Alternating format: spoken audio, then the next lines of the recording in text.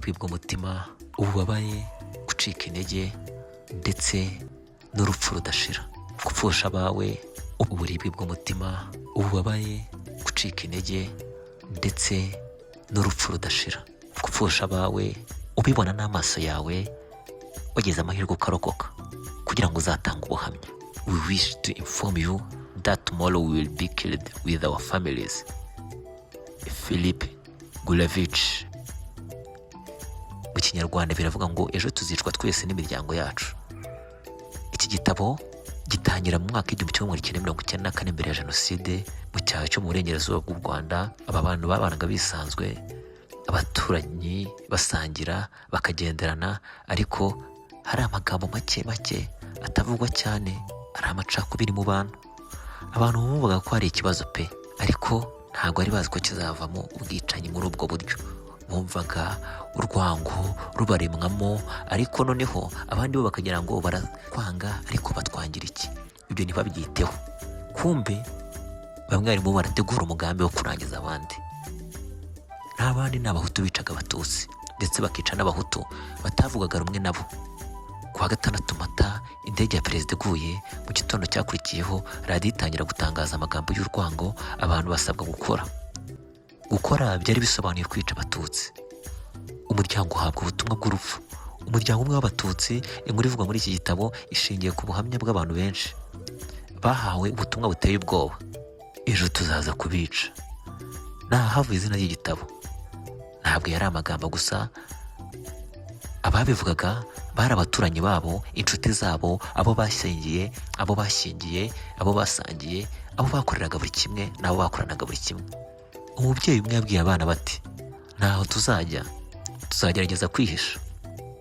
Gusa nyuma y'iyo tariki, amatariki yakurikiyeho, hakurikiyeho guhungira mu bishanga. Interahamwe zatangiye kuza zifite imihoro. Uwo muryango wahungiye mu bishanga. Amazi yari maremare, ibyatsi ari birebire, babyihishamo. Ariko ntibari bafite ibiryo, babyamaga mu mazi. Umubiri wose ukaba wuzuye ibyondo, inzara ibarya, imibu ibarya, ndetse rwose n'ababahiga bakabahigwa nk'abahiga inyamaswa. Interahamwe ntizaboroheye, ntizigeze zibareka na gato. Zazaga buri munsi gushakisha abantu mu bishanga, zitwara imbwa cyangwa zikareba ibimenyetso. Iyo zababonaga zabakubaga imihoro zikabica, abandi bakabica buhoro buhoro. Umwe mu barokotse yaragize ati, twari tumeze nk'inyamaswa zihigwa, ariko nta kintu twari twarakoze pe, kandi kuko nta kintu bari barakoze. Gupfusha bukunda imbere yawe. Mu gihe bari mu bishanga, abana bato batangiye gupfa kubera inzara, abandi bakarwara bakabura ikibarengera bakapfa. Ababyeyi bamwe baricwaga imbere y'abana babo. Umwana umwe yabonye nyina yicwa, ntiyashoboraga gutaka, ntiyashoboraga kwiruka. Yagombaga kuguma acecetse kugira ngo arebe ko nawe yaguma ari muzima, kugira ngo atamenyekana. Iki gitabo gifite ikintu gikomeye cyane. Abishe nabo bavugamo. Umwe mu bicanyi yaravuze ati, kwica byabaye nk'akazi. Twajyaga mu gitondo nk'abagiye ku kazi, tukajya mu murima, ariko uwo murima wacu kwari ukwica abantu. Ibi byerekana ukuntu muri icyo gihe kwica byari byamaze kuba ibintu bisanzwe. Ariko se nawe, bari bashyigikiwe na leta mbi yabo, leta y'abatabazi. Benshi bibazaga uburyo ki abantu basanzwe bazi baturanye nta kibazo bagirana bahindutse abicanyi mu kanya nk'ako guhumbya. Gusa uko byemeze gutya bigitangira, hari bafite icyizere ko bitazatinda, ariko byatangiye biba amasaha, biba iminsi ukwezi kuba amezi, nta cyizere. Abari mu bishanga bamaze ibyumweru byinshi bihishe, bamwe bapfa buri munsi, nta biryo, nta mazi, nta mutekano. Buri munsi hari abicwaga, hari abiyahuriraga kubera ubwoba. Gusa nyuma y'iminsi irenga 100, mu mpera za Jenoside, ingabo za RPF zatangiye kugera mu bice bimwe na bimwe. Interahamwe zatangiye guhunga, ubwicanyi buragabanyuka. Abari bagihumeka mu bishanga batangiye gusohoka buhoro buhoro. Bamwe ntibari bakibasha kugenda, babakuragamo babateruye.